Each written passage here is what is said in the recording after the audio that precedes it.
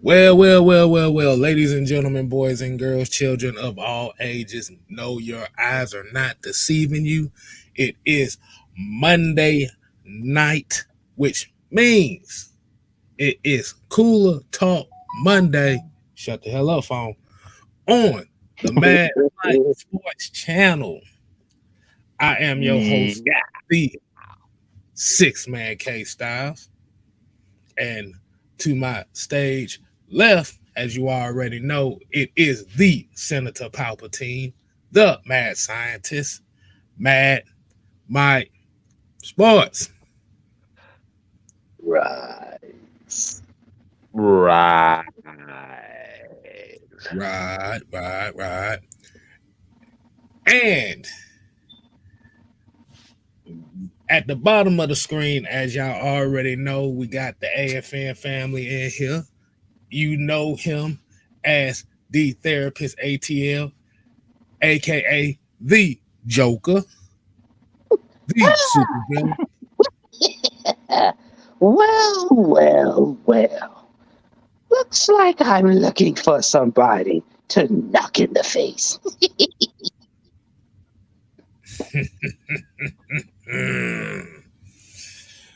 I appreciate everybody tuning in. Like I said, make sure when y'all come in here, make sure you go ahead and hit that like button. If you haven't subscribed yet, y'all make sure y'all go ahead and subscribe. So before we get to tonight's show, you already know we got to do the right thing, man. We got those three special words. Juan, what we gonna tell them? What those three words we gotta give them? It's the real roll call. All right. And we switching it up today, so we're gonna give you the real roll call sound. Little throwback on the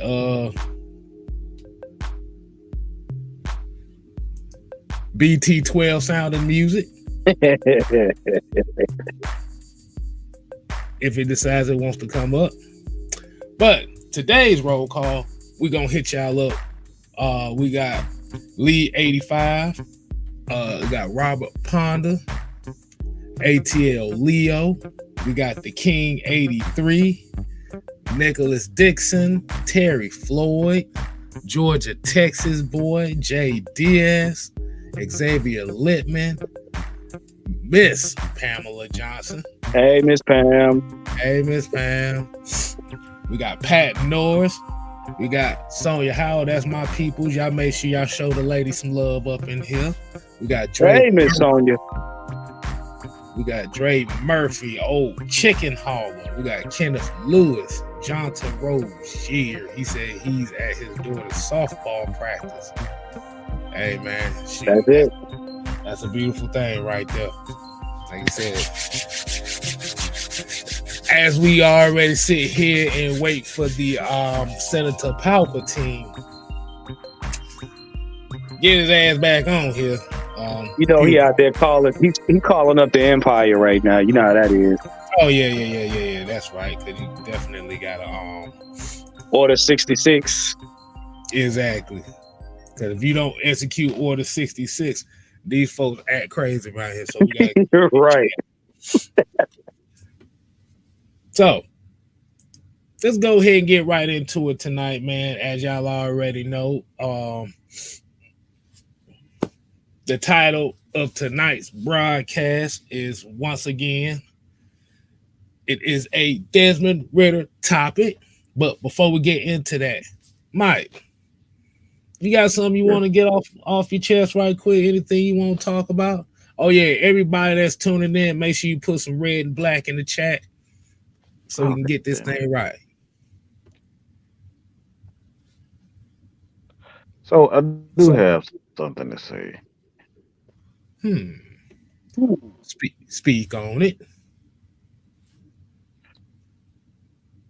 Well, I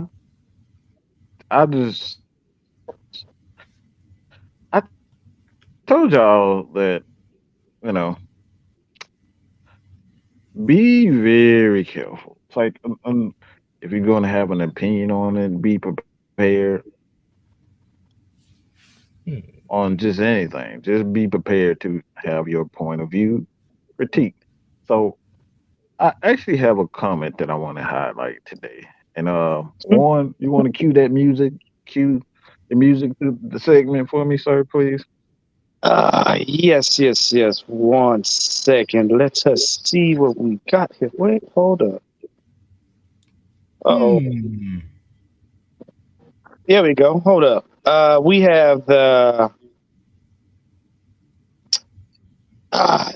This is brought to you by the Golden Niggas and the Empire with the Set Your Goofy Ass Down award. Oh hell! What we got in store for him? There we go. All right, Pat Sajak, bring it on! Oh god damn it! So Let's I guess see. what we got here. You said, would it happen to be? I think it might be this. Is Yes, it that yes. one? Yes, I think it is. Let me see. You want to bring it up? Go ahead and bring it up, Joker. Yes. Okay, so as Mad Mike Sports is bringing his ass back on here, so this is what he gonna bring in the Sit Your Goofy Ass Down award. Let's read this as we should say, as it's said on the screen.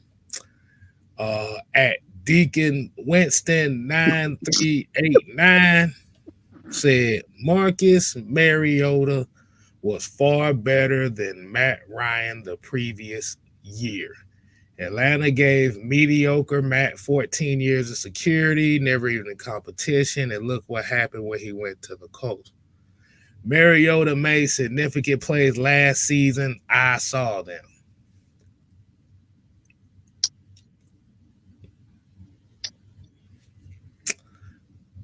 All right, you can go ahead and bring that down, Juan.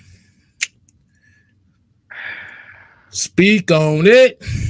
I'm in the process of moving, and Comcast decide they want to call me all of a sudden because they ain't got my payment. Motherfuckers, you ain't getting no payment. All right, I'm moving. You ain't getting no payment from me.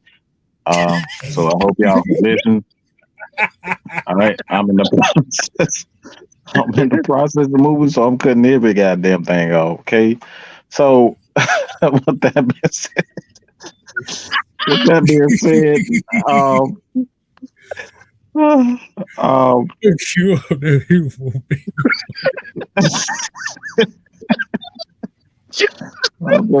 You didn't get shit from me, okay? I hope y'all can hear this shit because you ain't getting a damn thing from me. But man, they already getting on us. So Daryl said, "Who?" They ain't gotta pay. See, I never miss a payment. I never. So see, I'm always on point when it comes down to the payment. So they like, oh, this nigga, what going on, bro? You ain't giving us some money yet. Yeah, I know, motherfucker, you ain't get shit.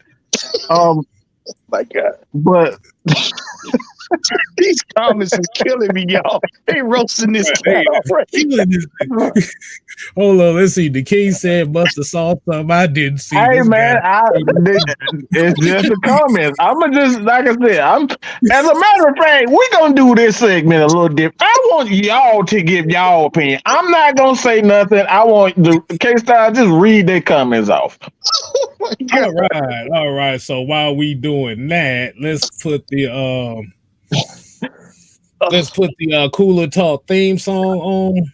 Right. I want to hear you guys. This is Sit Your Clown Ass Down, featuring you guys. We won't have an opinion on it. We want you guys' thoughts on it. Say. Oh Lord. Oh my God. But they is killing. Ken Kel said he need glasses. Oh boy. Hold on, let's see. Wow. Yeah, these comments are hilarious right now. Yeah, Daryl said, "Lay off the weed." Hey, Noah said, bro can't be up if he thinks that.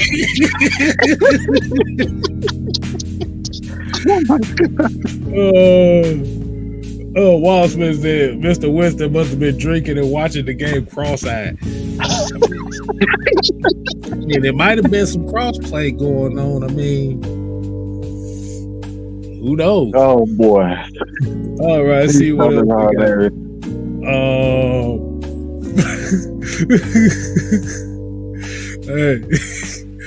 Hey, tell Leo said he must have had cat food. Cat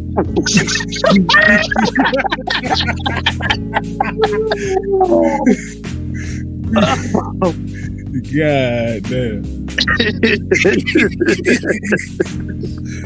Look at this shit. Hold on. Noah said his first language wasn't English, it was wrong. What's up, Body of Falcon Mind? He said, "What's cracking, fellas? Man, I told him man. What's happening, fellas?" He said, I'm going to have to disagree there. All right, yeah. Oh, hey, look, like I said, man, definitely appreciate the interaction, man. Like I said, we ain't saying shit, so they can't crucify us for having our opinion. We didn't say it. Hey, wait, hold up. I said this guy needs serious medical attention.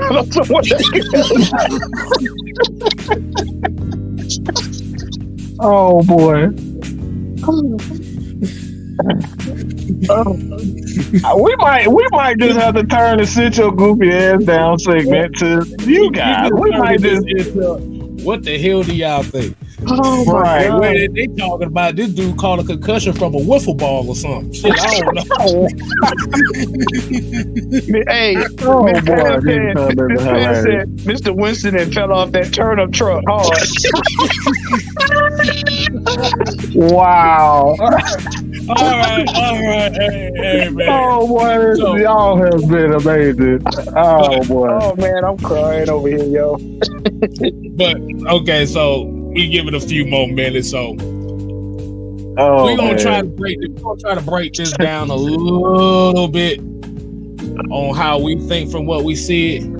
Oh, right. He said far better than the previous year. So he's talking about 2020. 2020. Yeah, 20. Yeah.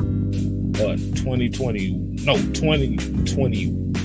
Hold on. Yeah, it's 2021. 2021. Yeah. So, in y'all's opinion, how do you translate this? Like, what do you think he means as far as the previous year?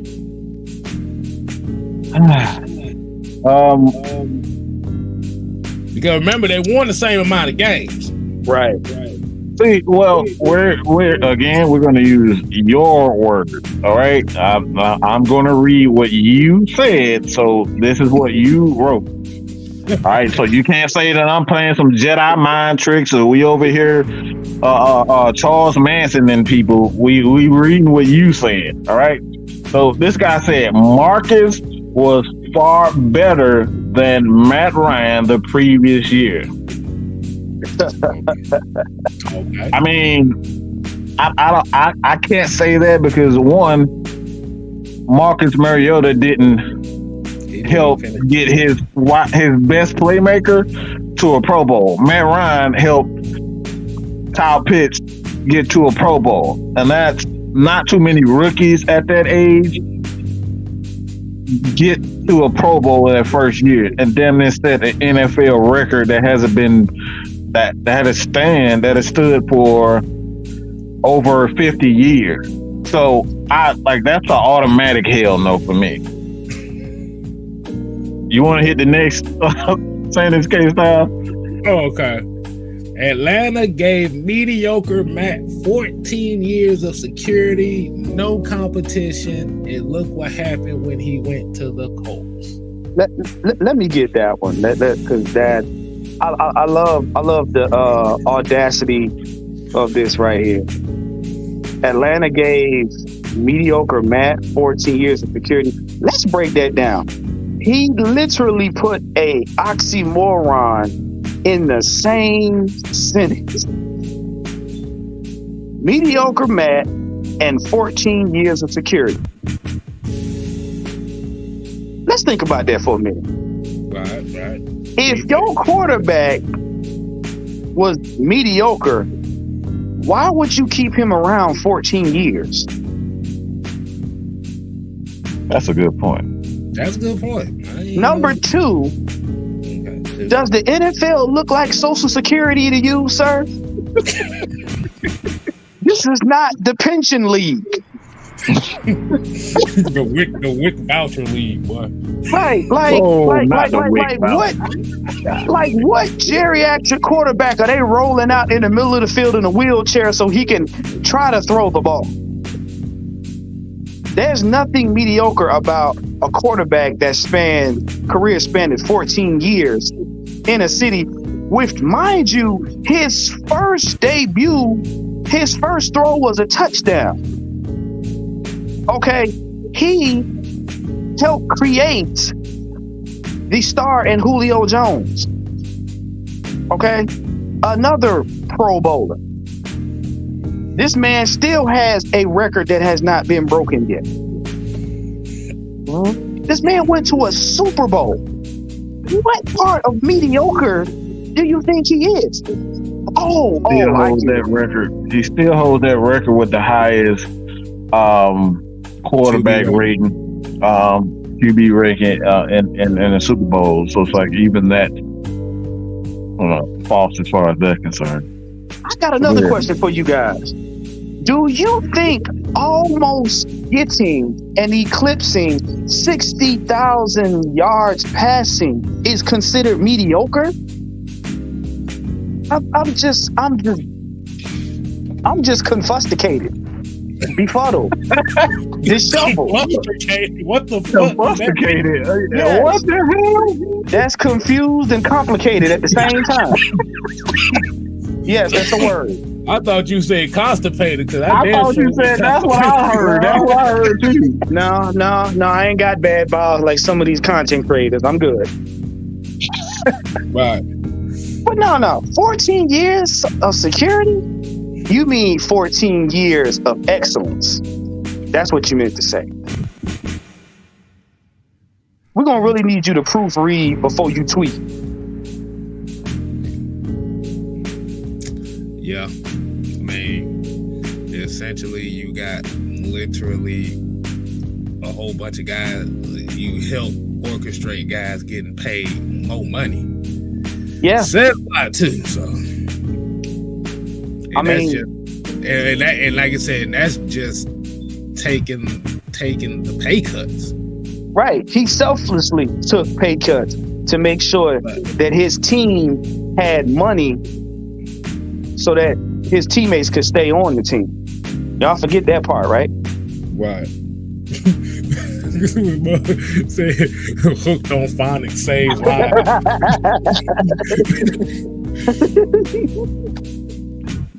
And then Tony Wright got a good comment. He said, mediocre Matt, the same player that's the 7th all-time passing yards and 6th all-time pass completions, all time.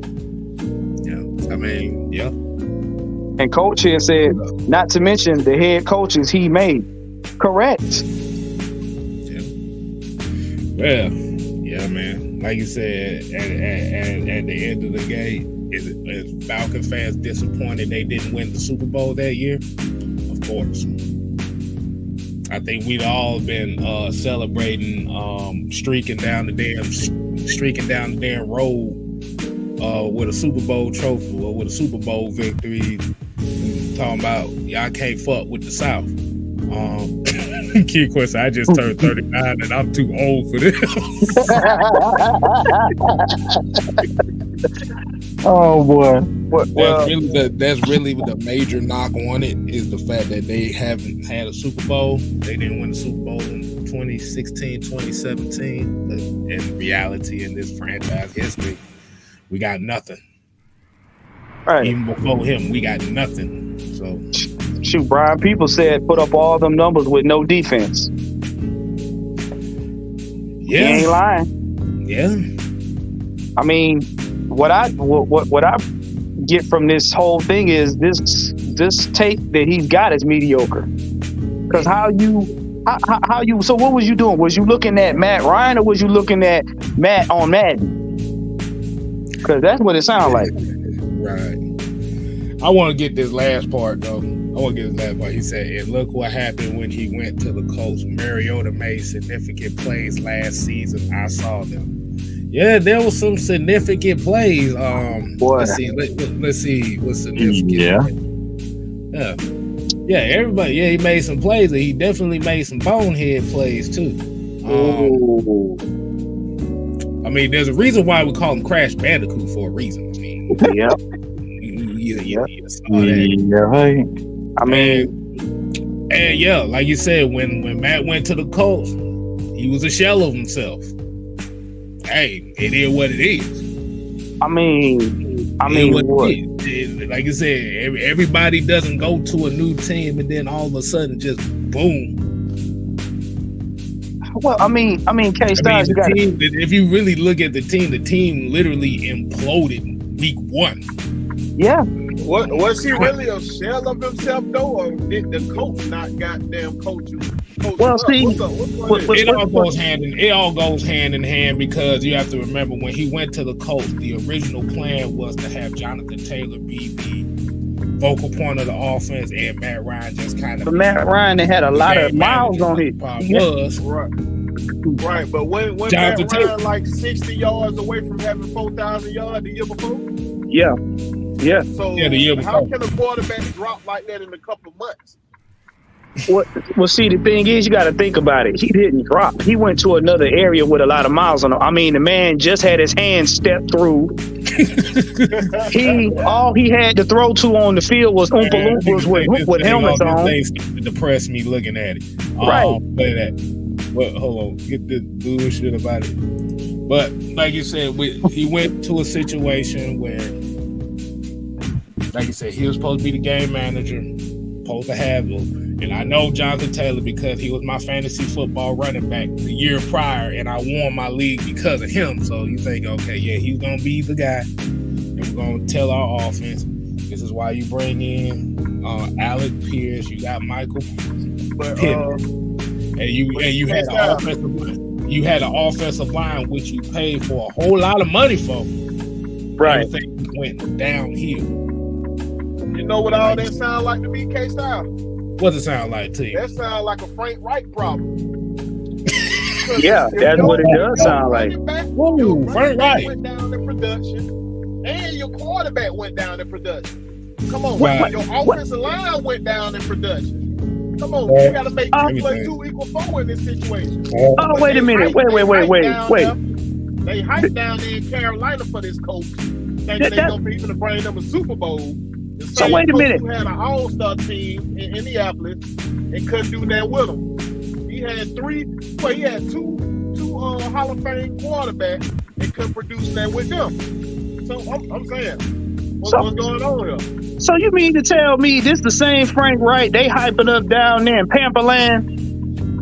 The same one. So you mean to tell me that y'all out there in Pamperland praising this man for not being able to handle 2 Hall of Fame quarterbacks and an O-line up there in Indy? What kind of baby food y'all smoking? I mean, like K-Styles just said, the year before, Jonathan Taylor was tearing everything up. But all of a sudden, he went into the clouds. What happened?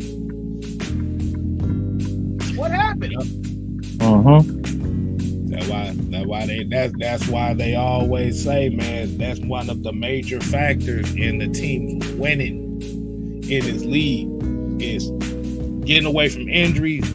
Well, luck comes into it as well. So it's just one of those unfortunate things for the Colts where nothing went right for them.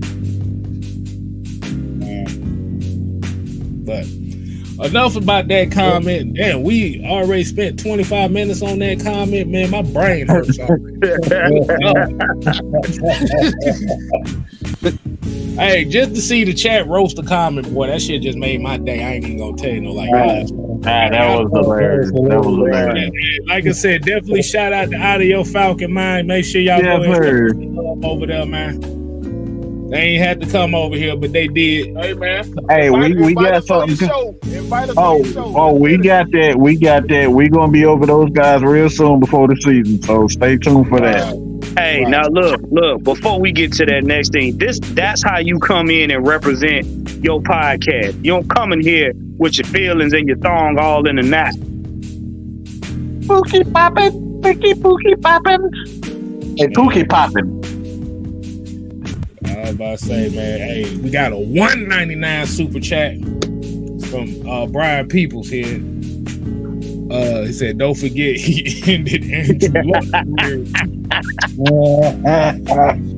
Ooh, hold on. Let me turn to the side for that one. Damn. Yeah, look, we did play 6 seasons. Yeah, about 6. Damn shame what he did to that dog. But let's go ahead and get to the main topic for the night. Like I said, we got our AFN family in here. Like you said, y'all already know. We got Big. If you ain't heard the voices in the background, we got Big Will in the back as well. Yeah, as we got Big Ant in the back. So let's go ahead and get to the topic for the night. As y'all already know, tonight's stream we are talking about: is it wrong to be optimistic about Desmond Ridder? Now, before we kick that off, I want y'all, I don't know if anybody, I know most of y'all probably have already heard it, but Grady Jerry said something interesting today. One word to this. Grady, if I were to ask you to use one word to describe Desmond Ridder, what would it be and why? One word to describe him, I'll say confident. Confident because it seemed like the noise around him just hasn't affected him. You know, just the negative energy that's the people giving towards the decision that the team has made to go with him. I mean, he's so confident in the things that he gonna be able to do, and we confident in him. The things that we know he can achieve because he showed the work day in and day out. You'll never. That's how you want your quarterback, your leader, to be, you know, unscathed and just the guy who's just locked in. So I mean, I think confidence is going to be a great word, and because he's going to have the swagger and the talent and everything to match. So I'll definitely say he's confident. Grady, if I were to ask, you know, Grady Jerry got a lot of flack for saying that today. Oh, really? Did y'all know he got a lot of flack for that? So you mean to tell me from the city itself, y'all turned on the man himself, Grady Jarrett, for sticking up for his quarterback? Y'all ain't worth a dirty maxi pad.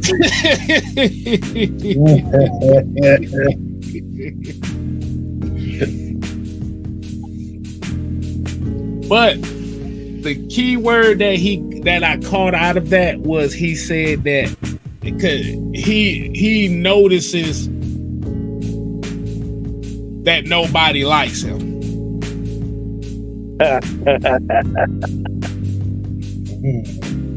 And Desmond himself is like, I don't give a fuck. I'm here for my guys.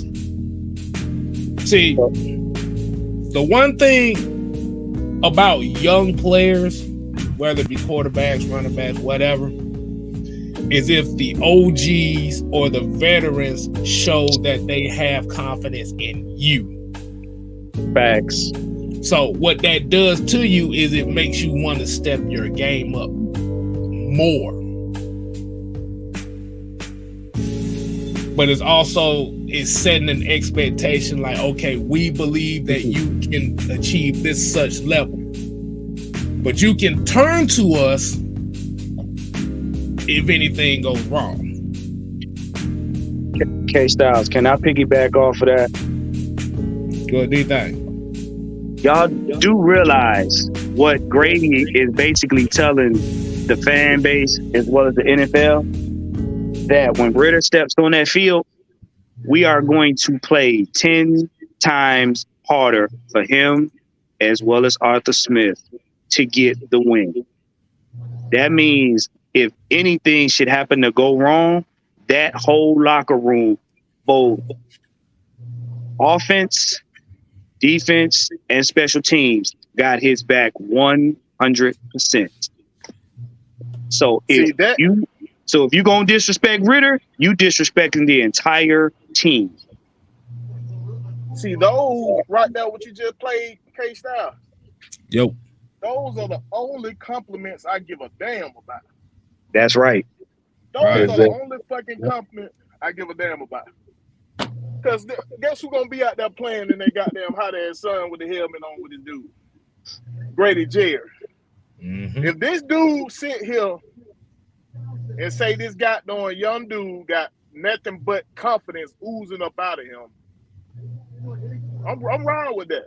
I don't care about nobody thinking, well, he's a third-round quarterback. I don't give a fuck. Right. How many first-round bust wins had out here? I'll wait. Talk about it. How many big-name school quarterbacks done fail in this league? I'll wait. Well, you better say that. Come on, man. That ain't the way you judge this right here. How dare you make sense? Situation. It's all about what situation these quarterbacks fall into.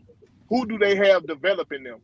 And if you look over your boy Arthur Smith's track record, he's proven to have good offenses, bro. You can't dog Arthur Smith offense, but then say you like Andy Reid and Kyle Shanahan offense, because they the same fucking thing. That's true. That is very true. Y'all got to make it make sense, bro. Right. Like I said, just come out and tell me you don't like the coach, you don't like the quarterback. I respect you more saying that. But don't act like a fake-ass supporter. Don't do that. Thank you. And I'm going to say this again for those in the back with hearing aids.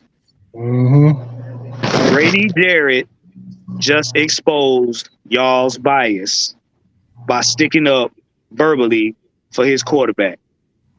Mm-hmm. Let me say it again.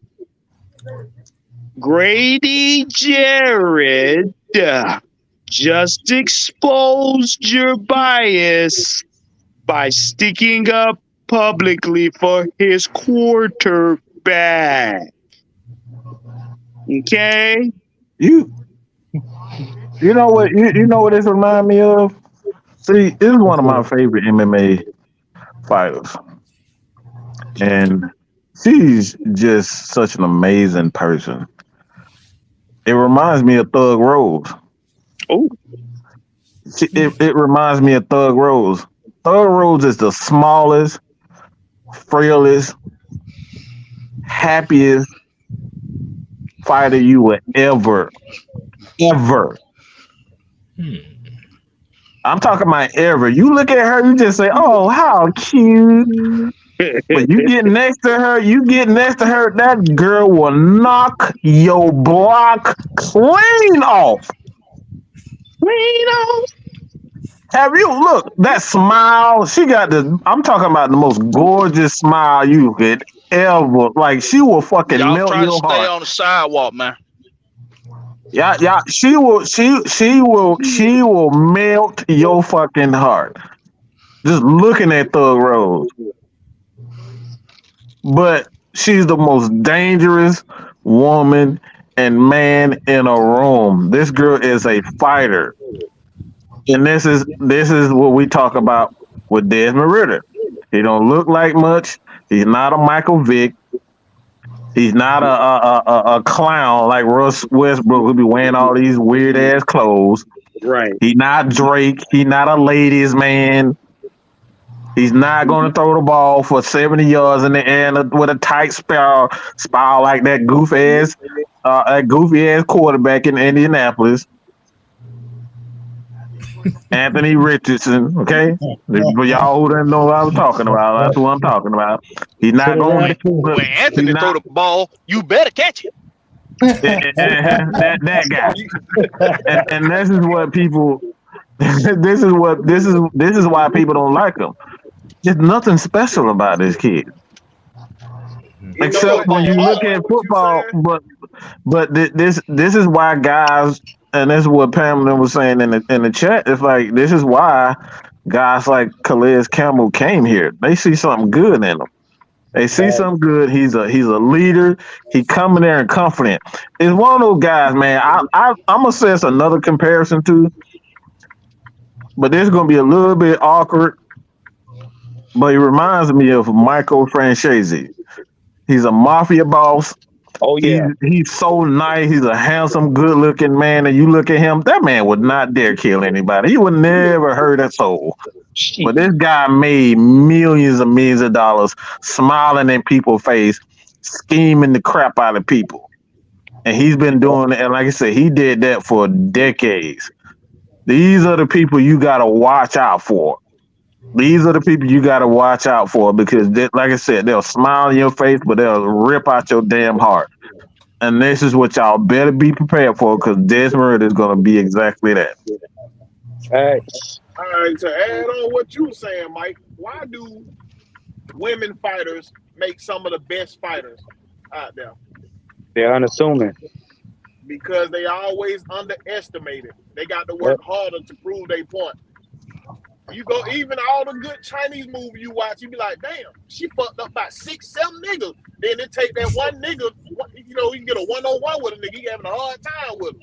You see what I'm saying? It's just like they always underestimate and they always got a point to prove.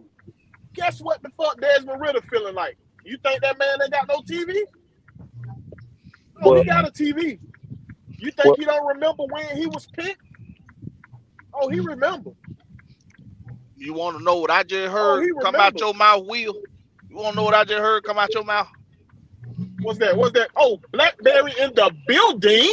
Yes, sir. Okay. Okay. I'm gonna tell you what I just heard Will say. I just heard Will say y'all motherfuckers better watch out because Desmond Ridder is Uma Thurman and Kill Bill ain't nothing to play with. There you go. That's what I just heard. There you go. And Blackberry, guess what? Hey, Blackberry, I know you did just quote my bitch. Hey, yes, I did. Hey. Yes, I did. Hey, there you go. Oh, but guess what? It gets better. And there's more. He's not only got a chip on his shoulder, but he's got a chip on his shoulder with a whole team behind him that's got chips on their shoulders. Because you don't think Calais Campbell heard what you said about him being too old? You don't think Jesse Bates and them heard what you said about them? Oh, y'all, it's a list. We got a list longer than the daggone airport. Hey, so you not only got to deal with a concentrated and cranky quarterback, you got to deal with the team. Not to mention the coach. Because y'all talking about he on the hot seat. He need to be fired 5 minutes after the first game start. Hey, Warren, but guess what, though? I'm glad I seen somebody say this in the chat. Y'all remember how everybody doubted that little short motherfucker in Georgia? Yes, sir. Stetson Bennett. How many championships did he bring Georgia? 2. He helped. We ain't gonna have that. We not have. We gonna tell the whole story. Mike, get your head in there. We gonna tell. Have to go ahead and say it, Mike. He had some big drive. The whole story. He helped. That championship that got them that win, sir. I mean, why the hell you even say that? You know I was gonna do that. What the hell you do that for? I know you were gonna do it, but I had to state the facts, the stats, and the truth over here, man. That's what we do. K-Style, his ass, Will. K-Style, get Mike Teddick, man. Blah, his ass, Will. Motherfucking blah. Yeah. Go ahead, Mike, get your headache, man. No. I don't disagree. Yeah. The moral. I don't disagree. I'm just saying we're gonna tell the whole story. That's all. The moral of the story is. I don't disagree with you. I'm just saying we just gonna tell the whole story. A lot of good drives on the way to the championship. He did good. He did his part. Look, I'm gonna look as an outsider looking into the Georgia situation. The moral of the story is, at Georgia the end Tech. of the day, he did his part. Like Yeah, you said, yeah. He did his part. it was one of those guys that when you looked at him, is like, okay, motherfucker, we know you like a 17th generation at Georgia, so we know what are you good at? I mean, little man. Little man Bennett. He threw the ball. He did throw the ball. But you know what? But look. Hold on. Let me do this real quick, Will. Say, All right. let me put a little respect on some more quarterbacks' name, like the Joe Flacco's of the world who just did their job. The Trent Dilfers of the world, and the what that name was that just won with the Eagles, but it wasn't Jalen Hurts. Oh, you talking about Nick Foles? Nick Foles. Let's just push. I want to give a pat on the back to those guys and say, listen, you are appreciated. The guys that all they ask to do is go out there and do their job and nothing more. We're not asking you to go out here and be world beaters. We're not asking you to go out here and be the Goku of quarterbacks. We don't need you to power up. Every time the foe comes a little bit harder and a little bit stronger, you get strong. We ain't asking you to do that. We're just asking you to go out there and do your job, and you did that. You are appreciated. Stetson Bennett, you are appreciated. Hey, but I will say this about my quarterback from Georgia, man. You better have that boy a barbershop on standby, because Steph Quavius Bennett ain't coming out there. You're in trouble.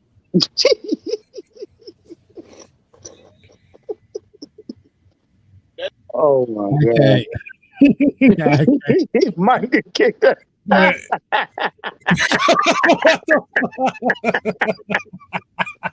Mike, did you get Mike? Did you get your ibuprofen? Oh, what you talking about? But like you said, just getting back on the Desmond Ridder case, like you said, that's just one of the major things. Is like you said, he doesn't have that thing that resonates with a lot of people, and like you said, he's pretty much what they call a lunch pail guy. Yeah. He's all about his work. Like I said, it's not pretty. We're not asking him to be a superstar. Doesn't mean we expect him to be mediocre. No, you just got to do your damn job. And this is how you start to build a program. As what Terry Fontenot always says, we're building a program.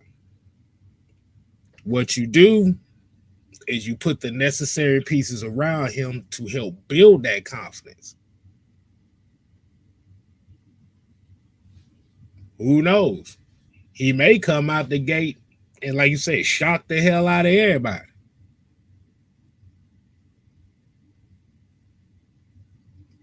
But that's not what they're expecting him to do. Nah. But you can't overlook him either. You know what I'm saying? You can't. Nah. See, when you overlook somebody like that, he's already hearing trash about, trash in the media. The problem is that man right there, he's going to come out on a mission. Mm-hmm. And everybody can get it. So to be honest with you, and I'm going to say this, them new rookie quarterbacks just coming out right now, y'all should be scared. Especially Lil Man Panther. I'm not going to even call him by his name. His name is Lil Man Panther from now on. Because you was his rival in college. But the difference is you ain't had half the scrutiny. And you don't have none of the experience. You should be very afraid. Because you got to see him day one. Day one. I'll say it like this. I'd rather have a quarterback that dealt with scrutiny earlier than dealt with praise early. Right. Right, because Bryce Young coming in on his high horse already.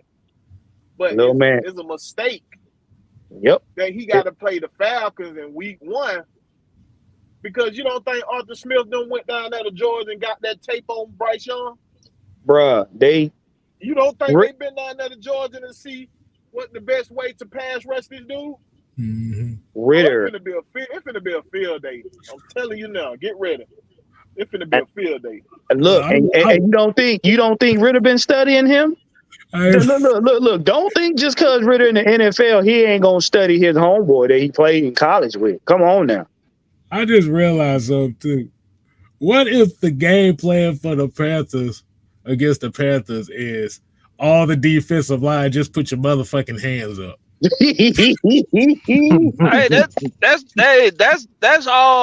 defensive line 101.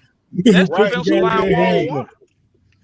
And that's what I like about Nielsen. He teach them to get their hands up.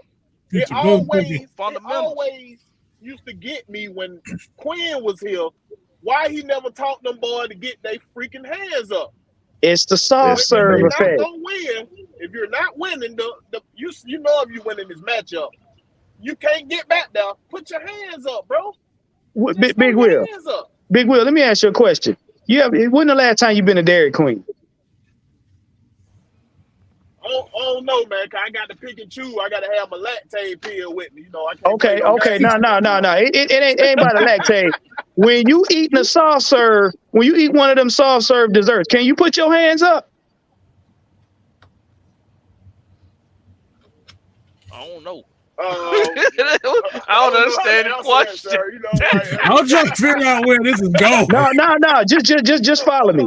When you eating a soft serve dessert. Hold on. Let me get this right. You talking about in the process of eating this soft serve? Can I put my hands up at the time? That's what you're saying? That's it. You follow. Okay. No, my hands occupied. They occupied with. Okay, yeah, nah. There you go. In a soft serve offense, you can't put your hands up. In a soft serve defense, you can't put your hands up. In an Arthur Smith defense, I want to see him throw over Calais Campbell. Because Calais Campbell, he can just put his hand up and knock the ball down. Ain't nobody got to do nothing. He just stand up and put his hand up. No, we ain't going to give him that one. We had some players that can throw their hands up in Dan Quinn defense. We had some players. Now, his defense might was some hot garbage, but we had some players that can throw their hands up. Everybody can throw up their damn hand. Hey, just put your damn hand. Listen. All these Pamper fans. Are we being for real here? Are we being serious? Do y'all legit really feel like y'all got the team to reckon with in the South? I mean, I don't think y'all couldn't possibly really think that. Let's point some common sense shit out. I know common sense ain't common no more, but let's point out some common sense shit. So you got a first-year head coach, first-year quarterback, and he's rookie. You got brand new receiver, brand new receiving group. You got a brand new backfield. You got brand new offensive lineman. I'm trying to figure out how all of these people that ain't never worked before together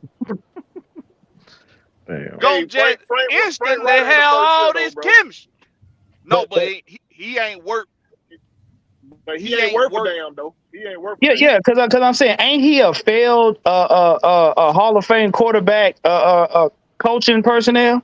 No, it's his first year. Let me tell you why they holding so tight up on these coaches, because they got 11 Super Bowl rings between them coaches.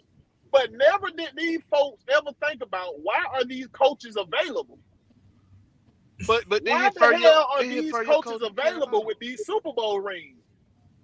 Nobody sat and thought about this, right? Come on, man. Maybe they was trying to. He's gonna bring an all-star team to your goddamn team. That part. Maybe they was trying to say that the Panthers was going to win the Super Bowl with all the Super Bowl experience. If that was the case, Dallas think they gonna win it every year. So what's the damn difference? Well, if that was the case, then Philly would have won it just because they had a stout defense. I mean, if I'm not mistaken, Ryan Nielsen was actually in talks of getting a head coaching job. And if I'm not mistaken, the Carolina Panthers have needed a head coach for the last year and a half. But they can't because we got him. Before they signed a head coach, we signed Nielsen as our defensive coordinator.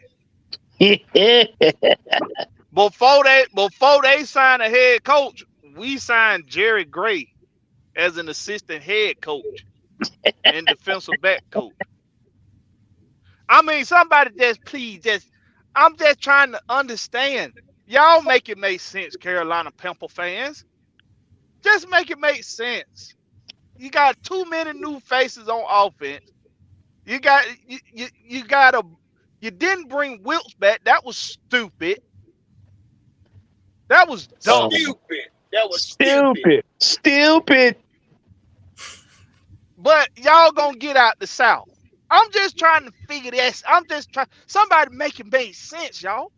Blackberry, can I ask you a question? Can I ask you a question? I know you answered this question before. Can I ask you a question? Mm-hmm. Are we scared of anybody on that team? Hell no. Who? There you go.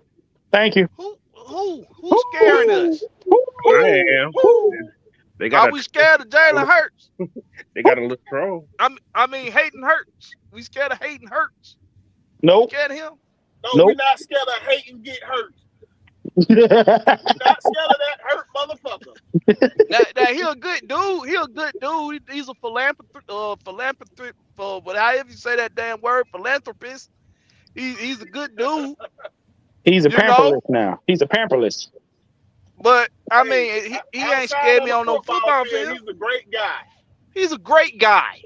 He's a great guy. He's a great guy. Lovely.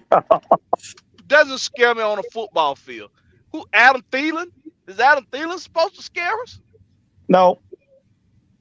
Ain't he the same guy that went to Cincinnati last year and didn't do shit? Yes. Coach. I think he is. Coach. I think they heard you, Coach. Say that again. He put have made them go. He put tuck him over the top. He didn't do shit. So he didn't do doo-doo. No, it was shit. Adam Thielen? No, Thielen was in Minnesota. I'm talking about Hayden Hurts. Oh, you talking about Hayden Hurts? Yeah, no, nope. But y'all remember what he said? But he got good head and shoulder hair. With a quarterback that can throw me the ball. You remember what he said when he was going to Cincinnati? Yeah, he gonna do some shampoo commercials. So you mean to tell me he's a Perk Plus player? I mean, just help me understand how. Let me paint this picture. I'm not in the chat. I don't know what's going on in the chat, but let me paint this picture for y'all, chat. So last season you had the Atlanta Falcons, the New Orleans Skanks, right, and the Carolina Panthers Then we all finished 7-10. Yes, we did. We all finished 7-10, right? That's correct, sir. That's correct. After we hung in first place and tied with the Tampa Bay Geriatrics for weeks. Yes. So with all three of us finishing the season at 7-10, you expect us to believe that a 7-10 team that loses that didn't never know who their quarterback was, but lose the quarterback and gain a rookie quarterback who's 5'5", get a brand new head coach, get a brand new receiving group, get a brand new backfield, get a damn near brand new offensive line, and they still got hobbled J.C. Horn coming back, who's hurt again. Jackson is hurt again. Like, you expect us to believe this 7-10 team that lost their entire offense is going to just magically be great. They're going to magically be a good football team in one season, in one off season, just magically. Magically terrible. They got a magician named Frank Wright. That's what they feeling. Wait, what? I mean, their owner must be Dumbledore. Is Dumbledore their owner? Probably. Albus Dumbledore. Not the Lord of the Rings. Here we go.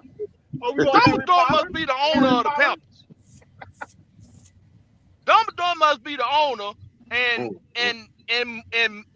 fucking Merlin must be the damn president of the program operation. Not Merlin. Heaven's sakes. Because all this pretend shit that y'all doing, it sound real Disney like. There's a lot of pretending going on in Carolina. That's why y'all not worth it. I apologize to anybody that was born and raised in Carolina, but then again, no, I don't. Y'all not that smart. Y'all not that smart people. Y'all just not. Y'all not that smart, bruh.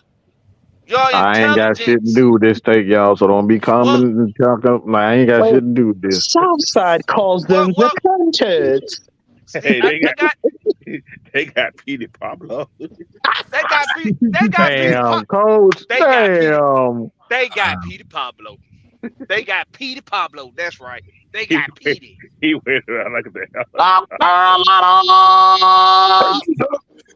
Around your hands, put it like a helicopter. You said wait a minute. You said they got Jim Clyburn. What? What?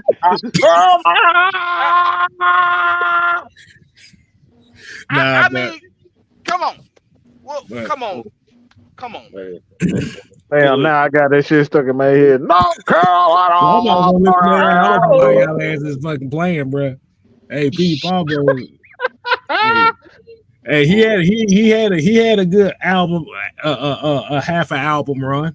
He had some good features. He had some good features. He did. But getting back to the subject at hand, where it, like you said, it just kind of continues that narrative. So like you said, we've heard Grady Jarrett, Calais Campbell, Scotty Miller. You got a lot, like you said, that's pretty much a lot of the veteran players that you brought in here is going 100% behind this guy. Hey, and go ahead, K-Style. No, what you about to say?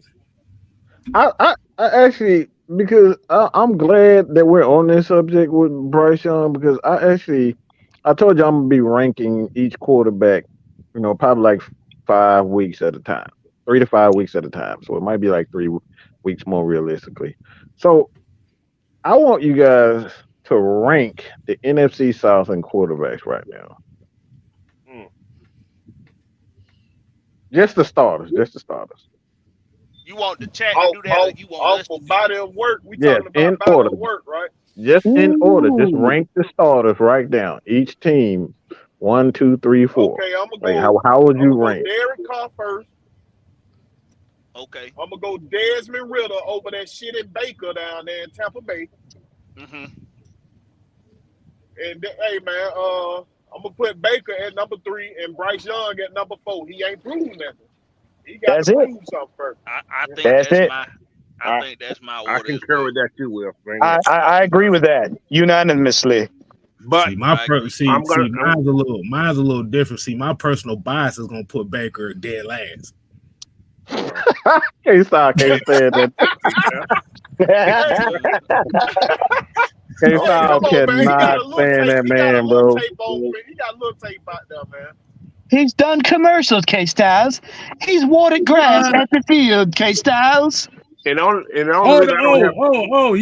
what else he did too? I'm gonna show y'all after the show. I'm gonna show you what he did too.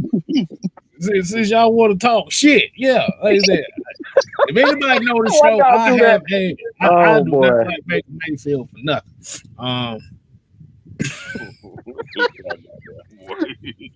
But as far as the starting quarterbacks and how we ranking them, like I said, it's really just wide open. Like you said, you could say with Derek Carr, there's one stat that's been running around in my damn algorithm for like the last couple of days is, Derek Carr has the most fourth quarter comebacks amongst all the starting quarterbacks in the NFL. He's played there among us too. But here's the problem. He got drafted 2014. Yeah, he's been there. This is 9th year. Well, He's only had 2 winning seasons. Yeah. mean he is 2-14, K-Styles? And he was drafted by Dennis Allen. Oh! Yeah. You see, Coach you see what Coach did? He just put the pieces together. And the only reason I said Derek Carr first is because he has more time. That's all. Yeah, he got the most time. Like That's I exactly why I put him have Desmond over there. Hey, that's it. Because the time and service. That's all it only is. That's the only reason why.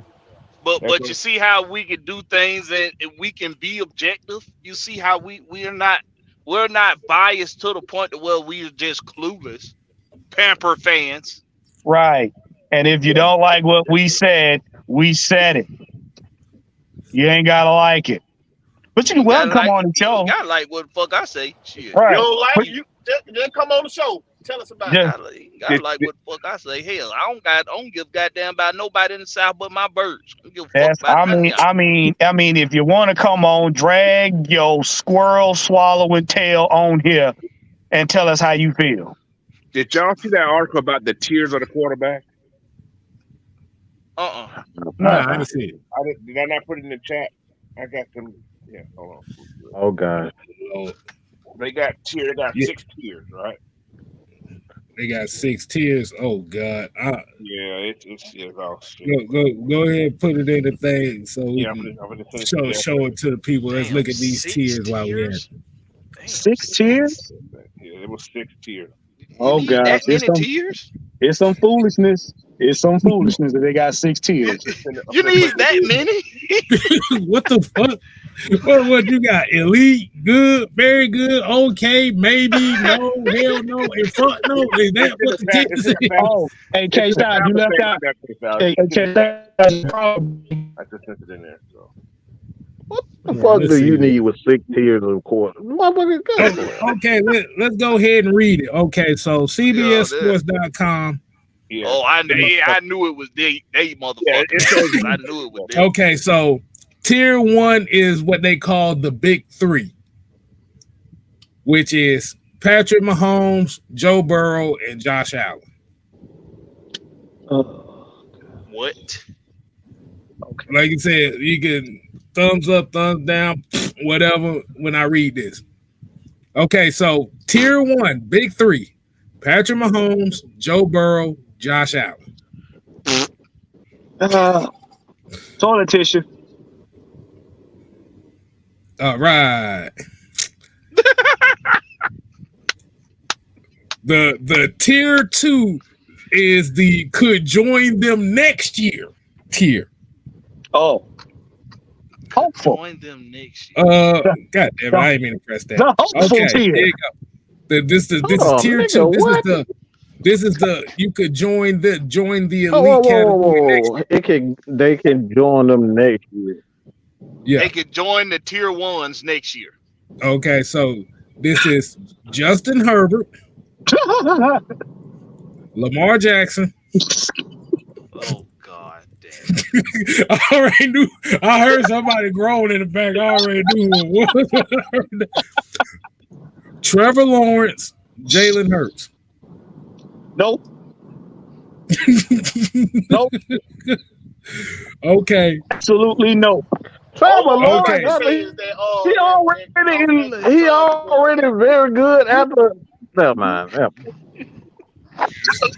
Okay, here it goes. The tier 3 is intrigue with question marks. Come to BS. Okay. Aaron Rodgers. Oh my. Matt Stafford. No. Tua Tagovailoa. What? Justin Fields.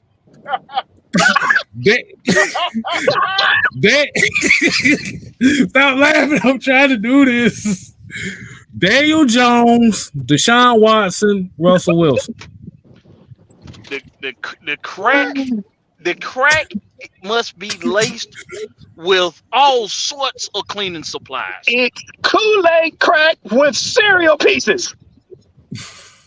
All right. Tier 4 is the you can win with them tier. Oh gosh. Oh my damn. Okay, here we go. Jared Goff, Dak Prescott, Geno Smith, Kirk Cousins, Ryan Tannehill. Can I just stop?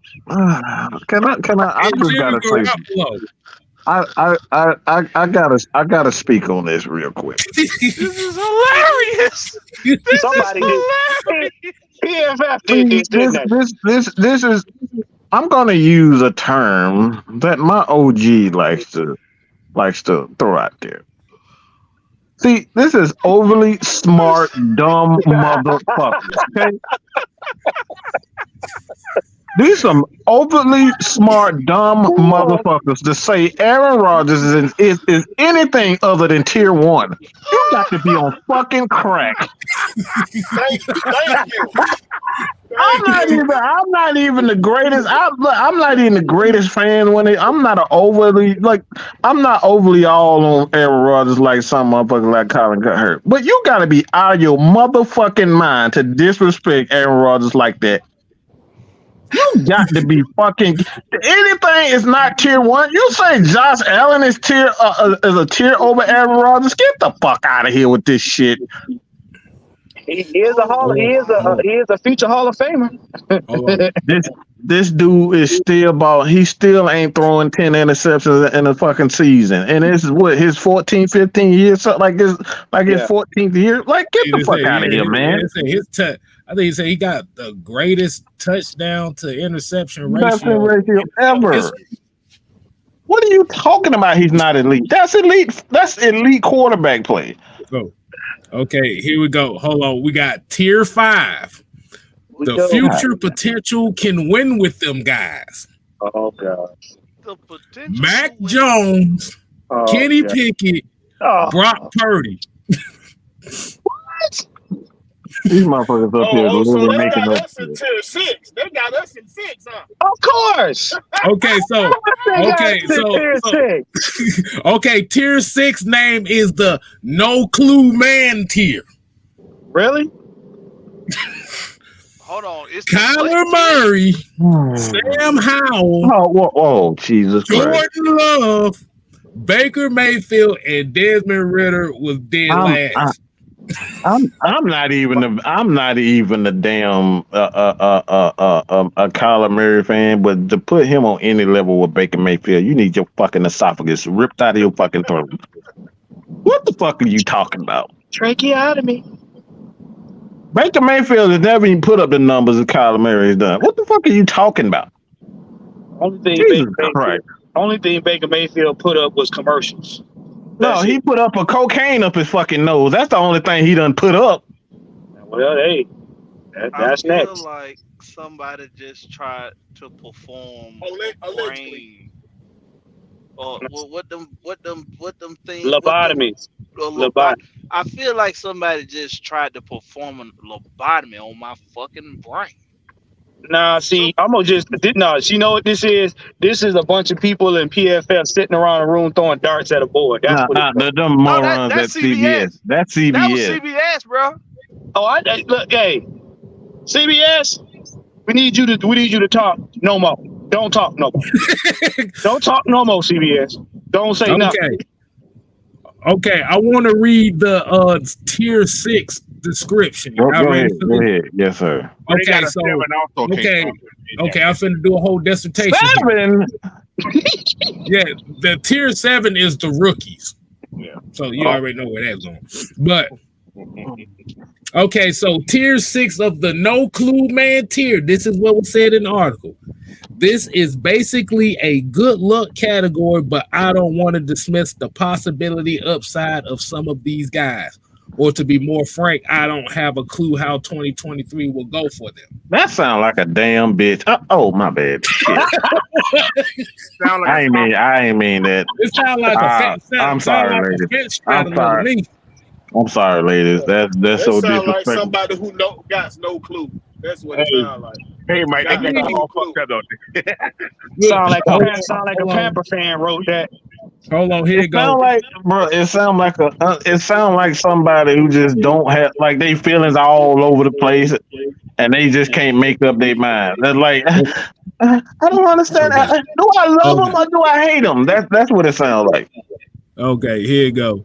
It says Kyler could go anywhere on this list and could also be his own tier because I couldn't possibly begin to guess how much he plays in 2023, much less how well he plays this upcoming season.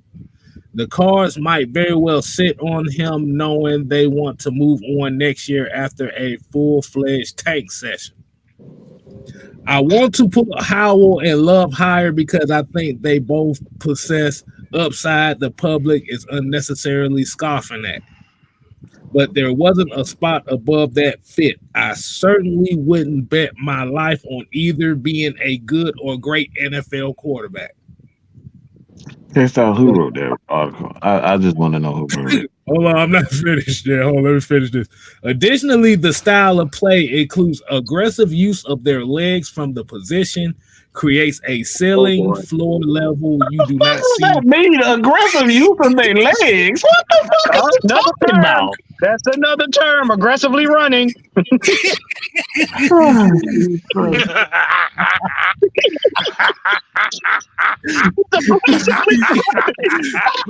what is up with everybody in these new terms? Aggressively using your legs. Aggressively running like Look, I didn't know Luke Kang was a part of the NFL. But you know, bicycle kicks on No, see, that ties into route participation. guard don't get out.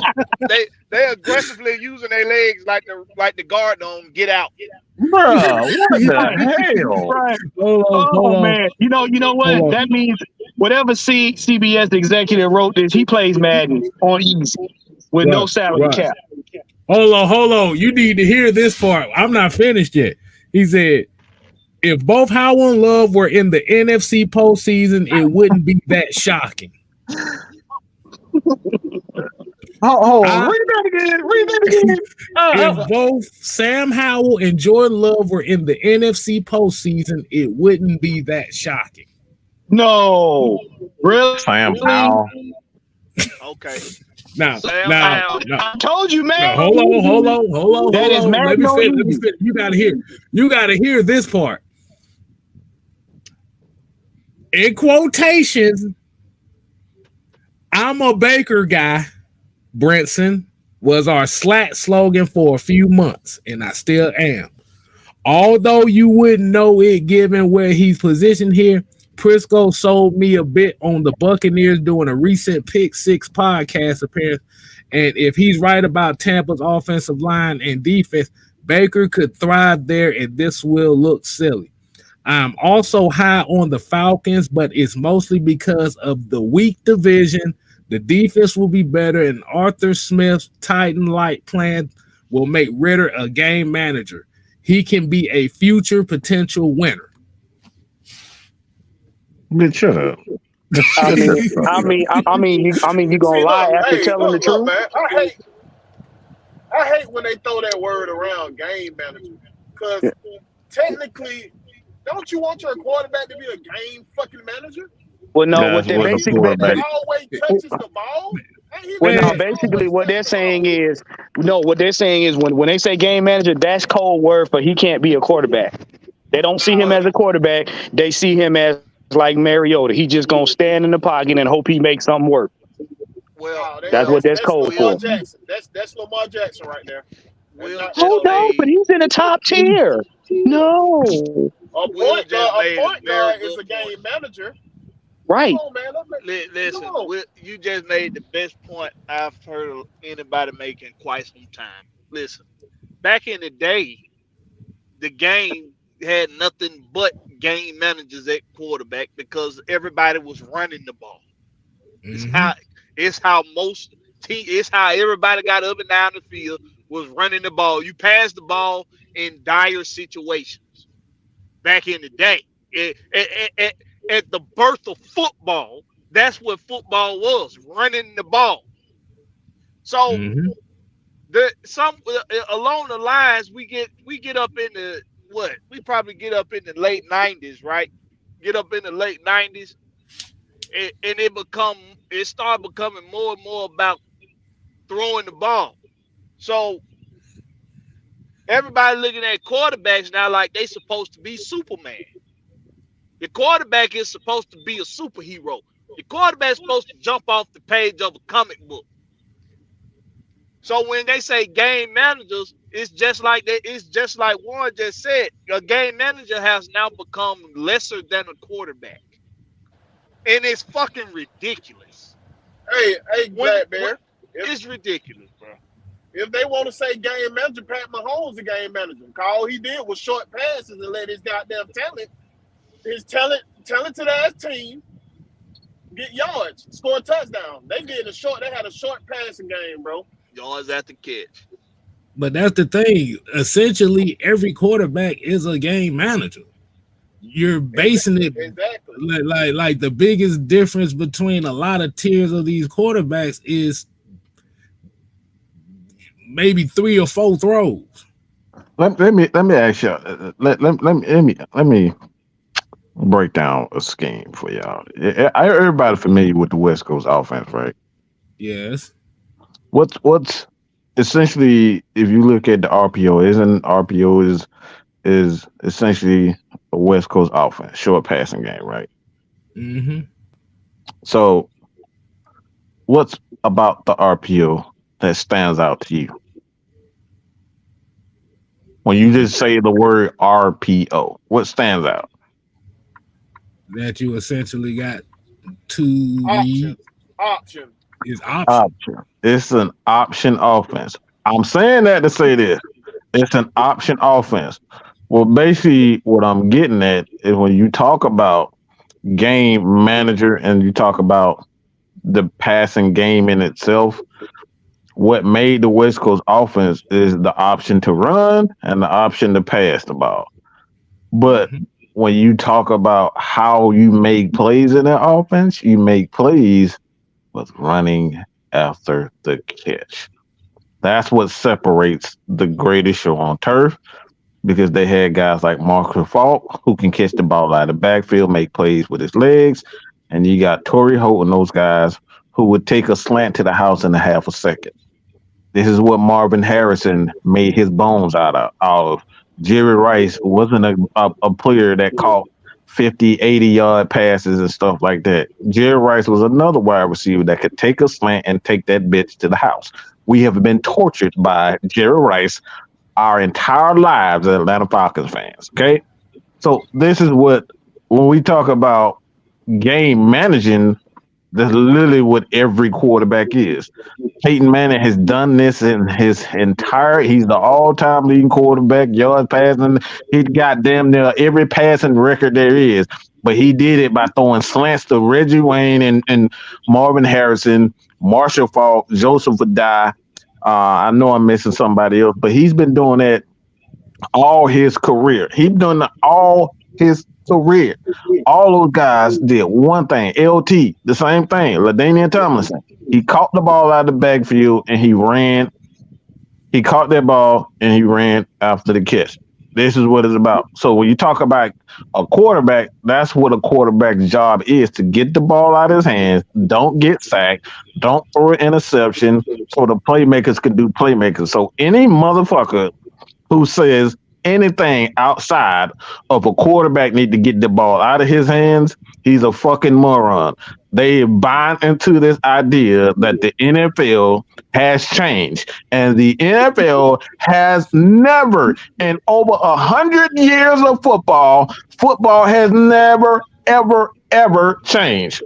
We're not seeing anything new. We've seen the spread offense before.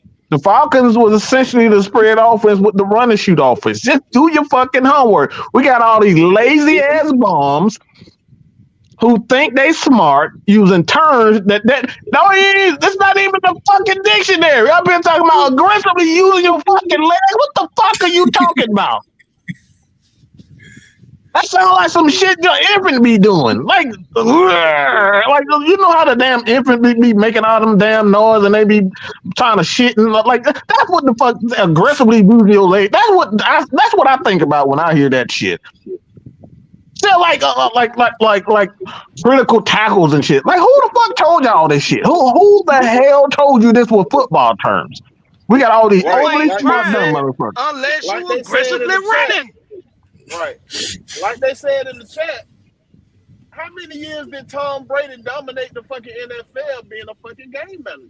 Being a game manager. That's what Tom Brady is. So, this the one y'all love to hold his dick and shit. Y'all love the old Tom Brady. Yeah.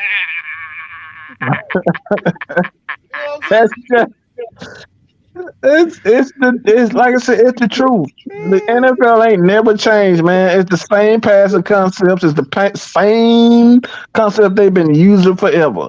If you go back and look at the option offense, the run, the offense that Georgia Tech ran, bro, they using the same concepts in the passing game that they use in the option offense. Let me say this again, because y'all motherfuckers, I'm gonna give y'all some homework. You do know the trips plays and all that play.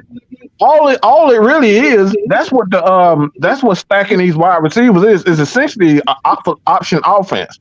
All you're doing is using bodies to make big plays on the outside to shield defenders so you can make plays with your legs. That's essentially what the trips offense and the spread offense is all about. It's basically an option offense. So again, none of this shit is new. You're just using space to create more space.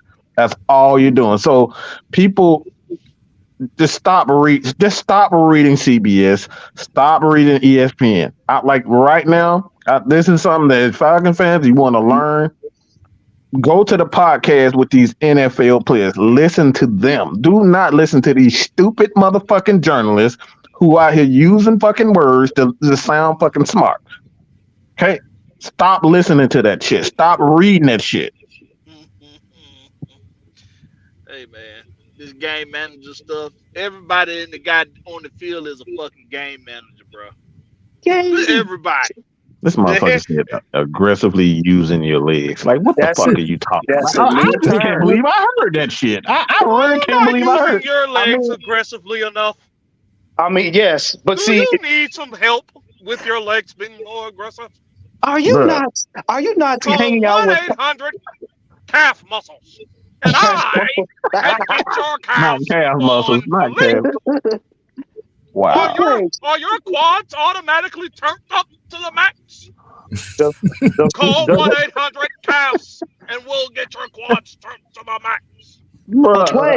But wait, what about your route participation? You're not running?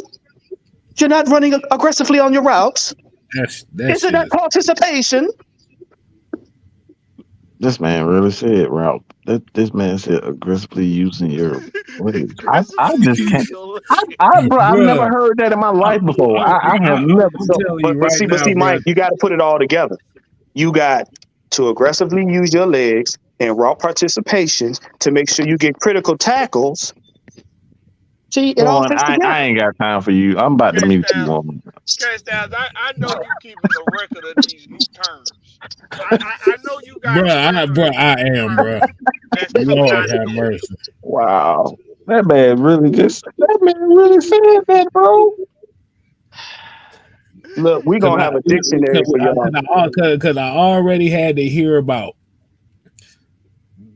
Skip Bayless talking about Dak Prescott led the league in big time throws, which is like, what the fuck is this? What the fuck is that even mean?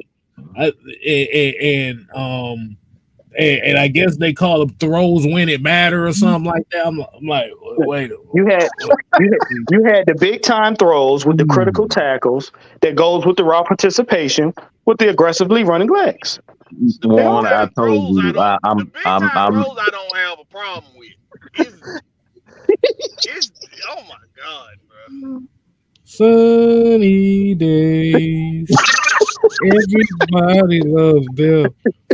Silly baby. Can Well, I thought you were singing stand 73. up? My God, my God. Can you stand the dumb? That's the new song right there. Can you stand the dumb? Oh my God, bro. Hey, that's how Viagra gonna start. Screen yard tripping, kicking a nigga out. Viagra gonna start promoting themselves like that. Hey, don't just get a hard on. Get some aggressive legs. Wow.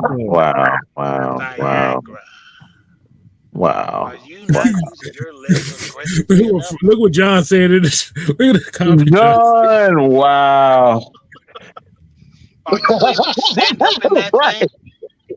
Manscaped, are you aggressively using your legs after the first shave? Oh my God. If you're not able to stand up in that thing, get some Viagra. You're not aggressively using your legs for route participation. Did your back go out the last time you tried to put her in the hucklebuck? Get some Viagra. We got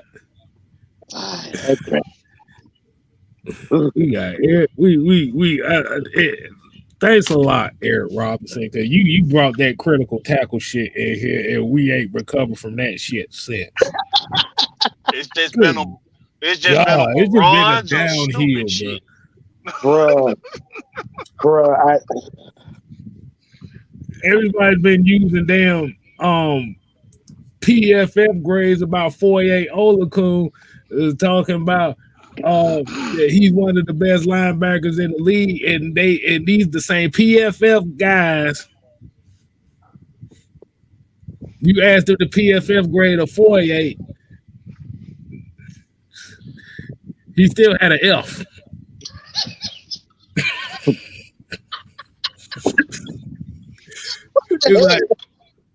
It's like nigga, just use your eye test. Like I said, PFF. We only just use PFF just for a laugh because reality, them grades ain't worth shit. We've already debunked that we found out of the 400 employees they got, only 40 of them actually watch football. I don't know what the other 360 do. How you go? Never mind. Man, but I got to figure that one out. That's a tough cookie to crack. That sounds kind of painful right there. You might nick yourself. That's a tough cookie to crack. What? Yeah. Well, what Kama Sutra technique is that? What the fuck? K-Styles, that's not the kind of route participation we're talking about. Oh my goodness. Oh man, boy. Hey, he said, are aggressively using your legs to hit the holes critically. Manscaped. Oh.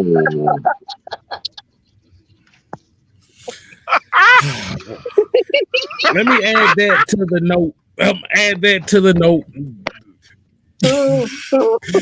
gonna call it the dishonor book. We're gonna add that to the dishonor book. Like Jericho say, you just made the list. Yeah, you just made the list. Oh, exactly. No, but see, you know what? That's what happens when you positively regress. Sorry. All right, man. Oh God, he said that was for Mike. That was for Mike, baby. This shit too funny, y'all. This some funny shit, man. Hey, let me ask everybody a question, and everybody that's still watching here, one more question. Mike actually had put a post a couple days ago. I want everybody to give me a player, just one player. He either fell below your expectations or went above your expectations as far as they easy for me. Oh God, that Southside. See, he talking about don't forget negative regression. Damn it, I forgot about that one. That's look, Damn. told you positive regression. Yeah. Positive regression. Yeah, I told you. Positive regression, yeah. Mm-hmm. Which was an oxymoronic ass statement in itself. How do you? That's positively regress. Positively regress. Yeah, That's what happened when you missed them critical tackles. yeah. That's what happened when you miss them critical classes, them critical language arts classes. So everybody up here, like I said, you give me your one guy that fell above your expectation, one that fell below your expectation, whether it be a draft pick or free agent. We just gonna make this one fun for the next.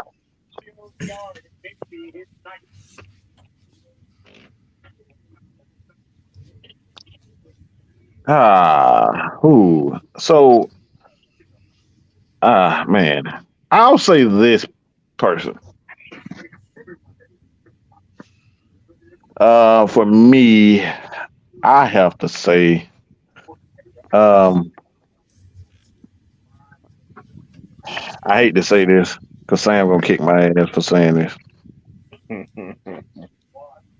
but I'll say Calvin Ridley. With above He's your the most- expectation? He's the most he is the most disappointing Falcon of all time for me. Of all time, ooh, that's a major. Yeah, yeah, because that dude got his route running ability, his hands, his speed, his catches. It's like it's nothing he can't do as receiver. That dude is totally he's the agree full. with that, bro. He's the total package when you talk about what wide receiver, the body, the speed, like the dude can run every fucking route. Still His probably hands got the are. fastest feet in the league. He does. He's that damn good. But he's the stupidest son bitch, and I'm taking that shit from Blackberry. He is the stupidest son bitch off the field. He's a dumb motherfucker. All you gotta do is just work hard. He don't want to work hard.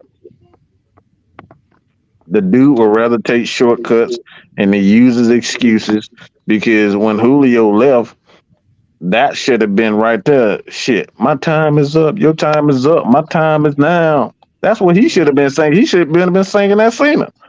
No, he didn't. He should have been singing that song. He should have been queuing up that John Cena.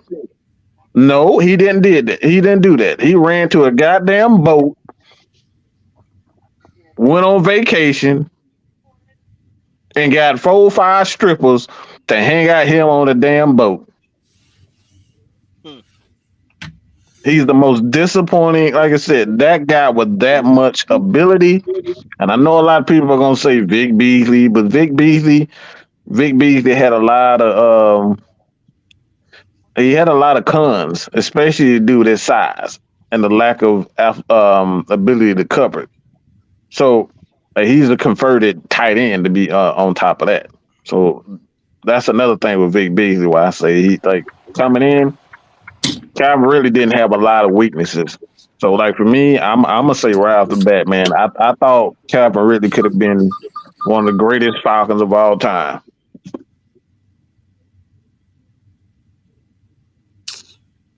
Okay. Anybody else want to follow that up? Y'all got somebody? Go next. I'll go next. I'll go after Will. All right. One who overachieved my expectation, I'm gonna say, old Matty Ice. Ain't nobody see Matty Ice coming out like he came out.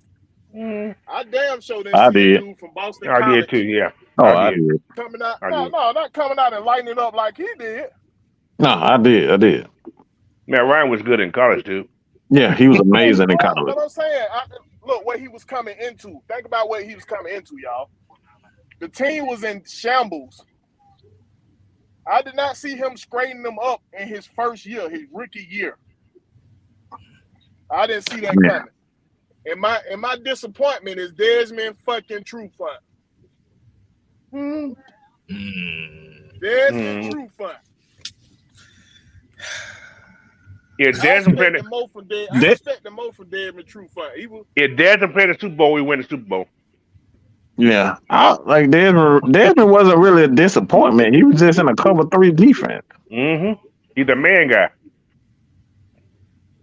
But I can see how like the money that he was making, how it's a disappointment. I can see that. The Bro, one what's up player with the about screen Desmond yard? Keep Trufant that kicking me out, disappointed man. me the most was against the Cleveland Browns. Mm. What When you say, K-Star? Nick Chubb ran to that right side from their own 5-yard line, and you saw Desmond Trufant running away from him. That motherfucker is juggernaut, man. Have you seen that motherfucker? I know, but nigga, he was like, Nick Chubb running toward, come and get me, man, come and get me. Oh hell no! And then we're running backwards, but he's like, oh, Exactly. Y'all know we Motherfucker was running for his life. I don't want to part of that shit. Nick Chubb a beast, bro. No, he beat. Like you say, I ain't saying that because he was Nick Chubb. I feel you. Nick Chubb ain't nothing to play with, but goddamn. Yeah, that motherfucker got the hell on, boy. He got the hell on. Boy, that boy ran out faster than Vontae Davis did when he retired at halftime. Nigga, I said, what the hell is we talking about here? Yeah, Desmond Trufant got that money and he fell off, bro. I don't know where he went to. He got that bread and he fell off. He was already hurt. He was already having he already after that torn pick. He was not just that, but like he had a series of nagging injuries. So it's like I said, I get it where we thought he was, but yeah, it was a series of events with like I said, that 2016, if he's there, we win the Super Bowl. Yeah. No, I agree with He that. couldn't stay healthy. He couldn't stay healthy for. But he hurt his shoulder in the playoff. That's why. Yeah, he tore it. Yeah, he I think that was picked. Yeah, it was rotated. It was one of them. It was his rotator cuff. Yeah. Yep. Yeah, in the playoff. So we talking about just any Falcon, or we was talking about any Falcon that you can think of, like as a Falcon fan. I got one. He gonna I got one. I got one too. Tag motherfucking McKinley. Motherfucker still owe us some dreadlocks though. I'm just saying.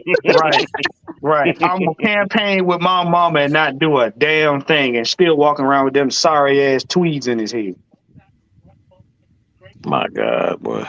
I'm gonna say most disappointing.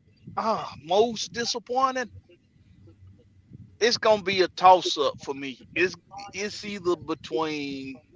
I know you're gonna say the guy I'm talking about. I didn't expect. Listen, number 3. I didn't expect a whole lot from number 3. I just expected him to be better than what he was. But as far as who I thought would come to this team, and I expected a lot out of them, and we got the complete opposite. He did well for a couple of seasons, but I really thought this dude could be somebody we could have here for at least a good 5-year stick, and he would be beneficial to us, and that's Devontae Freeman. I really felt like Devontae could have been our award done. I really felt like that. It's too bad he got hurt. I was saying that. Bad he didn't come back the same. That's another one of mine too. I was so disappointed in Devontae. I think he got that. He got that big head. He got a big head and thought he was bigger than what he was. He started tripping and didn't want to work hard anymore. He didn't want to work hard anymore until he got jacked up in the game. He found out just how big he was. Yeah, my biggest disappointment. I think everybody. My bad, coach. But Harry Douglas is my. Yeah, Harry Douglas is my overachiever. I think Harry Douglas actually exceeded a lot of expectations. I can see that. Cause what was that? 2013 when both Julio and Roddy went down. Yeah, and he had 1,000-yard season. Mm-hmm. Yeah. He did what he could. Hey, I like that. Yeah. But my most disappointed person is gonna probably be everybody. It's Mike Davis. Oh man, yeah. Think about it. He came in like, okay, we got a beast now because he had 2 years in a row that he did okay. So I said he gonna come to Atlanta. This is his hometown. That sucker choked like a bad rabbit.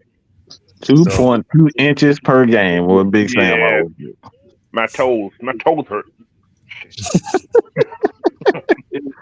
With them truck thighs. Yeah, truck thighs.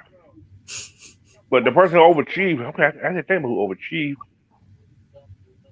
I don't have nobody who overachieved, I don't think. So, no. I got one for y'all. Y'all gonna say, oh, when I say this. Austin Hooper. Oh, okay. yeah. Okay. I can see that. Bruh, if he was it, bruh, that man went straight to dumpster juice. He was a beast. Yeah. Once he left Matt Ryan, he went to dumpster. Once he left Matt Ryan, he was trash, bro. So how many receivers that left Matt Ryan and became trash? A whole bunch. Yeah. Like what? 70% of them. Sanu was another one. Sanu wasn't shit. Harry, you pretty much say that outside of Julio, that whole wide receiver could overachieve. Yeah, that's true. Because I say it like this. I'm just going based off the circumstance. I say my number one overachiever was Roddy White. Man, Roddy, especially coming off those yeah. Compared to playing with Vic to Matt Ryan. Yeah, that boy playing with Vic, boy. Everybody in Atlanta wanted that motherfucker gone. He got with Matt Ryan, boy. He had a new lease on life. He ended up. He had his first 1,000-yard season with Joey Harrington, Byron Leftwich, and Chris Redman. Bruh, yeah. Lord have mercy. Like I said, and anybody that's in this chat right now, like I said, I remember them forums. Boy, everybody wanted Roddy gone. How about Darren Norwood? He just couldn't stay healthy. I don't know about that's the disappointing part right there. He was disappointing. I'll say he's disappointing. He ain't had no ankles. The man leg was had all that upper body with no bottom. Well, hey, coach, just like Anderson didn't have no knees at the end of his career. Jesus Christ. Right. They was killing his knee. Well, you know what, though? They was killing his knee. They was going right for his knee. They were trying to take him out anyway.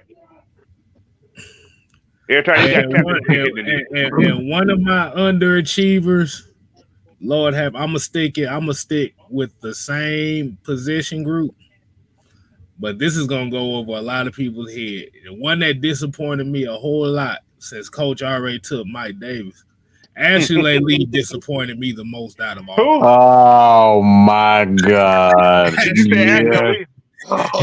Come on, K-Styles. He didn't make the first roster, did he? Bruh, that dude. We got that dude. This dude literally came from the Denver Broncos, who led the league in average yards per reception. I think he had like 1,200 yards on like 40-something catches. Mm-hmm. So at that time, the Falcons, they was trying to, like you said, they was trying to build the wide receiving core. They needed a deep threat. Absolutely. You had Michael Jenkins. You didn't really have a deep threat. They brought in Ashley Lee to be the slot receiver on this team. I don't think we seen him halfway through that year before they got rid of him. They got rid of quick. They traded for him. Didn't they trade for him or did he sign free agent? I can't remember. Yeah. You talking about that dude from Green Bay? No, the one from the Broncos. Oh. Nah, he was in Denver. Yeah, because he was the wide receiver who played in Hawaii. Because I know he was like about 6'4", 210 pounds. A June Jones guy, yeah. Yeah. And he was one of the fastest receivers in the league at that time for that size, outside of Randy Moss. This man ain't even go through the whole season. Bruh. Came to find out The only thing that motherfucker was good for, was worth a damn folk was running 9 routes, and you damn sure didn't have an offense for that. Oh boy.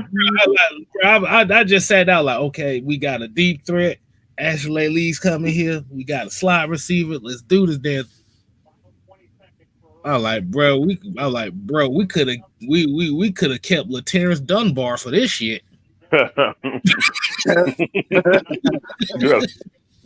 said names. Hey, you talk about names. I forgot who the hell they are. That's the bad thing about it. Laterrence Dunbar, goddamn Trevor Jenkins. You could have kept one of these two motherfuckers for that shit. I was like, bro, ain't no way in hell I'm sitting here looking at this guy and he can't run worth shit.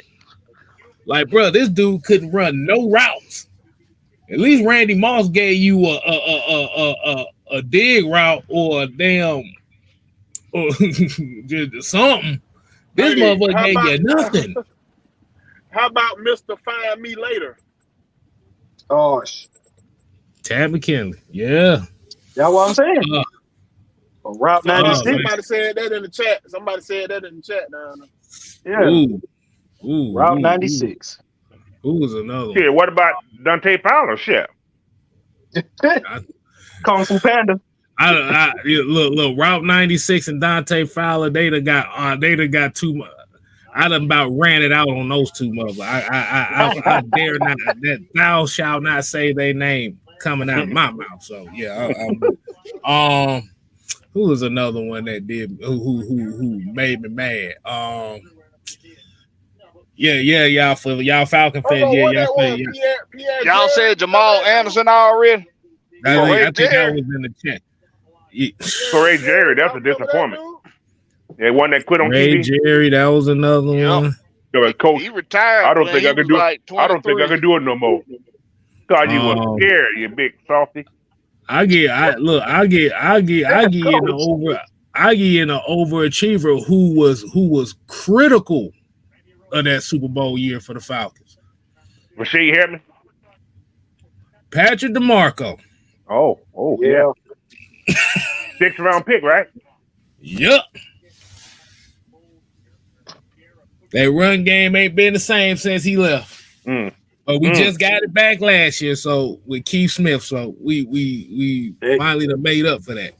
There you go. Yeah, it's been going since he left. Yeah, Brian Peter. He said Peter Conzo. Peter who? Peter Con. Don't use that muffin. Ain't no Asian. Peter Bull. Oh my Lord. That whole offensive line during that time sucked. What the number 1 draft pick, 2 guys in the middle? Yeah. Yeah. Brady. Yeah, that whole draft was disappointing, bro. It was like I was happy for Brady. I was happy to get Brady Ewing. He got hurt. We didn't see him, so I'm like, fuck. Yeah. Peter Cons couldn't play center nor guard. Somebody said Lamar Holmes. Get the fuck out of here. Yeah, Grady Jarrett definitely overachieved, and we glad he did. Hell, he's still overachieved. For his draft grade. Let me go back to Grady. Let's go back to Grady. Did he really overachieve? No, I'm just saying based on his draft grade. Based on the draft grade, yeah. Because Grady was held in college. Grady was held in college. He was a big time guy in college. Yeah, he was just short. He got drafted that far because he was short. Right. But that was his advantage too, because he had Grady's technique was impeccable.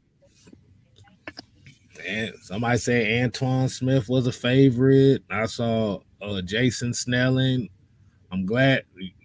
Somebody said DJ Shockley. DJ just had bad knees. He couldn't help with that shit.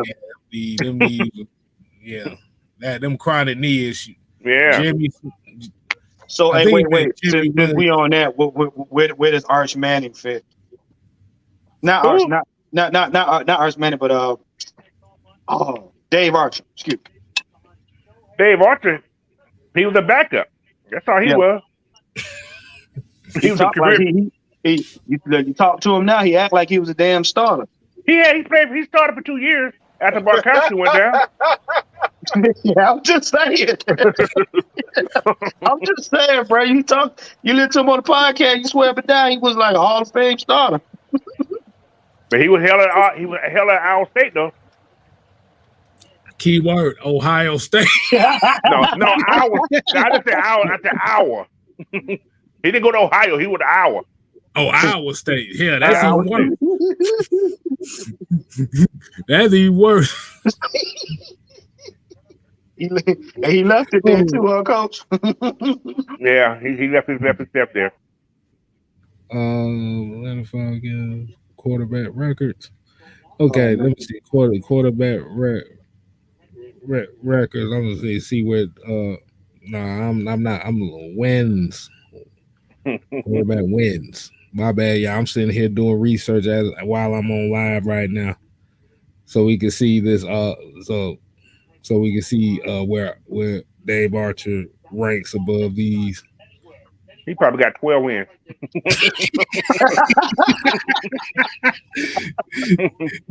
He may have 12 wins.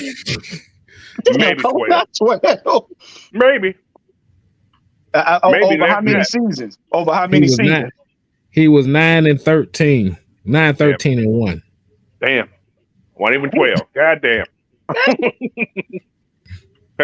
He left Atlanta and went to what about Ricardo Allen, y'all? That's an overachiever. He overachieved. He overachieved until he didn't. But it was one of those short burst overachievers. He was converted though. He was converted safety. Yeah, that was like overachiever type. Right. Then Ricardo come in the year we did what they call the damn show.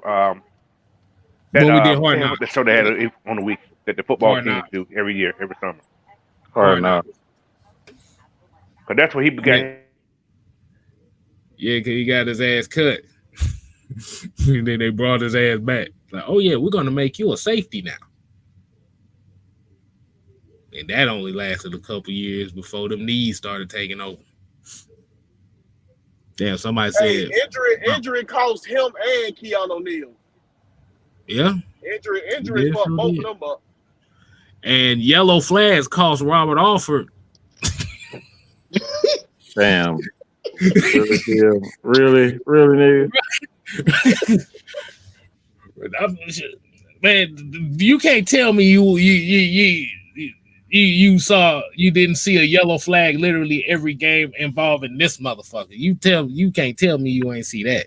Well, I mean, to be honest with you, every time he got on the field, we knew a yellow flag was coming. So, you already knew what to expect. All right. But then we're going to go ahead and wind it down for the night. It was almost 10 right now. So, we're going to definitely give y'all nights back. Like I said, we definitely appreciate everybody tuning in. As you already know, like you said, make sure you go ahead, hit that like button, hit the notification, subscribe. Not only to Mad Mike Sports, Six Man K-Styles, Atlanta Falcon Nation, Utah Sports, Blackberry Red, without the C. Just the K. Hey, man. And also, if y'all haven't got y'all tickets for the Red and Black event on July 22nd, make sure you hit up Miss Maggie T or Mad Mike Sports for more information. Yes, sir. Be in the place. So we gonna be there. Like yeah, baby. We hope to see everybody there. So until next time, people, we ain't here to play. Oh no. We here to stay. Oh yeah. You ain't gotta go home. But you don't have to use aggressive legs. Here. Ooh yeah. Dig it. Aggressively use of legs will cause. Oh my God, K-Styles. Don't do that. No aggressive use of legs. There's going to be positive regression going on here as well. As long as you're on your route participation. Juan, you fired. You're fired. I'm tired of you. Juan been getting on my nerves all day. Deuces. It was